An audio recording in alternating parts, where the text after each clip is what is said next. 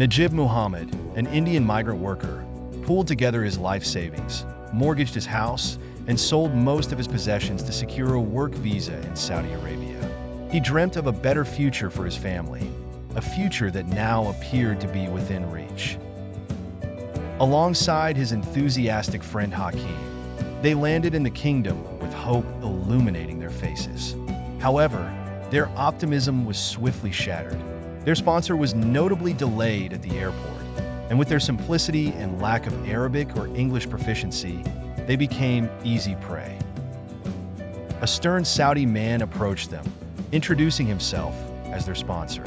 His demeanor was harsh, though they remained oblivious to his true nature. Lured by his authoritative presence, they followed him into the arid landscape of the Saudi desert. The man first dropped off Hakeem at a desolate farmstead, murmuring something about a temporary arrangement. Najeeb said a hasty farewell to his friend, promising they would reunite shortly. As the truck sped off, Najeeb couldn't shake a growing unease. The desolation of the desert only intensified his feelings of foreboding. Miles of unforgiving sand stretched in every direction, broken only by the occasional scraggy bush. At last, they reached a remote farm, the only sign of life being a distant bleat of goats. Thrown into labor, Najeeb discovered another Indian worker, an elderly man named Suresh, whose weathered face and defeated posture spoke volumes. Through broken words and gestures, Suresh conveyed that he had once been deceived in a manner similar to Najeeb. Over the years, he had lost hope and had come to accept his fate. Days morphed into nights, and weeks blurred together with the monotony of herding goats under the blistering sun. The harsh Saudi man's cruelty knew no bounds. Beatings for minor mistakes, withheld food, and complete isolation from the outside world. Najeeb's memories of bustling streets back home, filled with laughter and warmth, haunted his sleepless nights. Despite the dismal circumstances, a flicker of hope remained in Najeeb's heart. Driven by the promise of a better life for his family and the memory of his friend Hakeem, he began to concoct an escape plan. Suresh, although initially reluctant, was eventually swayed by Najeeb's determination. They began to hoard bits of food, study the guards' routines, and map out the endless desert. An unexpected turn provided them their chance. A severe sandstorm forced the guards to seek shelter, leaving the duo a precarious window. With hearts pounding and the wind howling in their ears, they embarked on a treacherous journey across the desert. The days following were grueling, with the harsh environment testing their limits. But their undying hope and mutual support kept them moving. Finally, after days of relentless walking, they found a group of local Bedouins who took pity on their plight. They were given food, water, and most importantly, a way to contact the authorities. What followed was a delicate process of negotiation, but eventually, Najeeb and Suresh found their freedom. Najeeb eventually returned to India, a changed man, but with a story of resilience and unyielding hope. He shared his tale, not as a tragedy, but as a testament to the human spirit's capacity to endure and overcome even the bleakest of circumstances.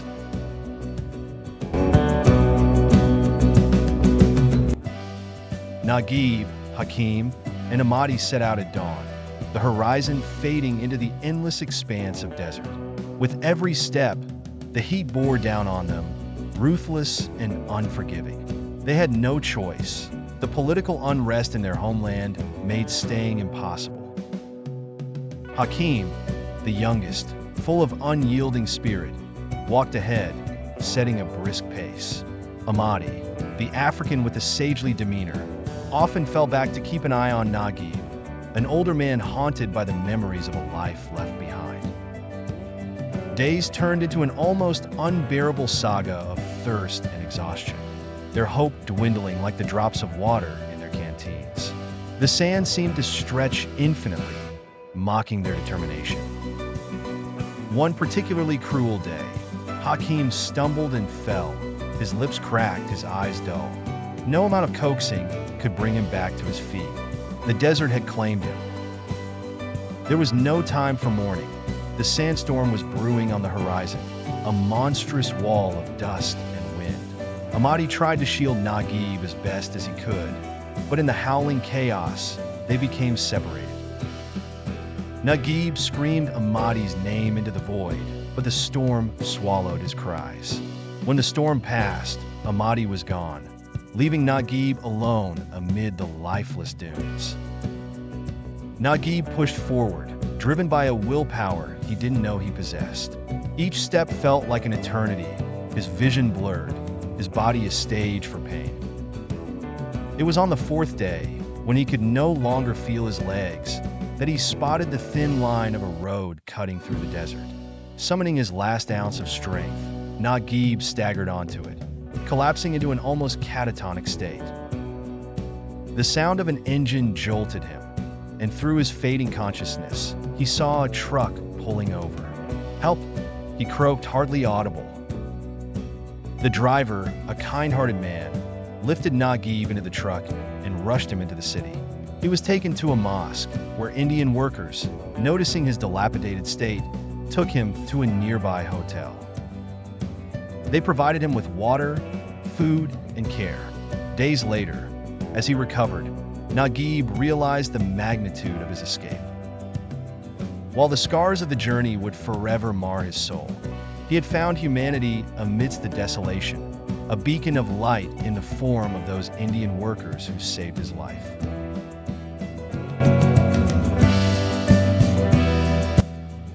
For 3 years, Najeeb had lived a nightmare. It wasn't just his appearance that had changed. His very essence had morphed, both in mind and body. Taken captive by a cruel sponsor, he endured a life so harsh it was almost unthinkable.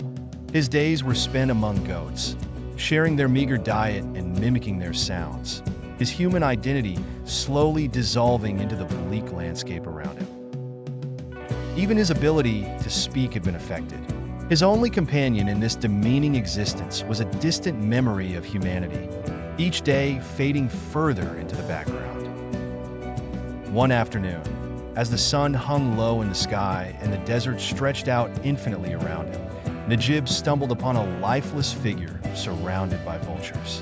The dead man was a fellow worker, his face vaguely familiar. The sight was almost too much to bear, a grim reminder of the fate that so easily could have been his own. In a stroke of what seemed like cosmic irony, Najeeb's fortunes took a turn. As he wandered aimlessly, he crossed paths with Hakim, a friend from what felt like another life. Hakim was also in deplorable condition, his body and spirit worn down by a similarly cruel existence. With him was another man, Ibrahim, an African filled with quiet strength and resilience. Ibrahim had the look of someone who had survived countless struggles of his own, yet he carried an air of optimism that seemed almost out of place in the barren wasteland. Ibrahim revealed his plan, an escape, a chance to flee the clutches of their tormentors and reclaim their lives. The three men shared stories of their anguish, but for the first time in years, they also shared a glimmer of hope. Their plan was fraught with danger, the desert offering no easy paths to freedom. But they were united by a common resolve, to defy the fate that had been forced upon them and seek out whatever remnants of their former selves they could salvage. Under the cover of darkness, the three men set their plan into motion. The desert, which had been a prison, now became their potential pathway to liberation. Every step was a testament to their sheer will to survive. Days turned into nights, and nights into days, but they pressed on, driven by the promise of freedom that lay somewhere beyond the endless dunes. Their journey was a grueling test of endurance and faith, but slowly, the harsh landscape began to change. Signs of civilization emerged, a distant town, a glimmer of life that wasn't defined by suffering. With each step closer to freedom, Najeeb felt his humanity rekindle, the echoes of the goat life growing fainter. It was Ibrahim's guidance and their collective spirit that carried them through to their final destination. Reaching safety, they realized that while their scars would remain, they had reclaimed something priceless: their own identities. Najeeb, Hakeem, and Ibrahim had forged an unbreakable bond, their shared ordeal transforming them in ways they hadn't thought possible. They had escaped the nightmare, and now they faced the challenge of rebuilding their lives, free at last.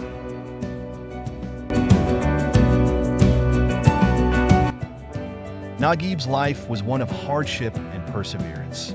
As a worker in the vast, unforgiving desert, he toiled under the relentless sun, dreaming of a better future. One fateful day, he was taken to the authorities to report his dire condition. It was there that he witnessed the brutal treatment of workers like him, those whose origins were unknown and whose stories were ignored.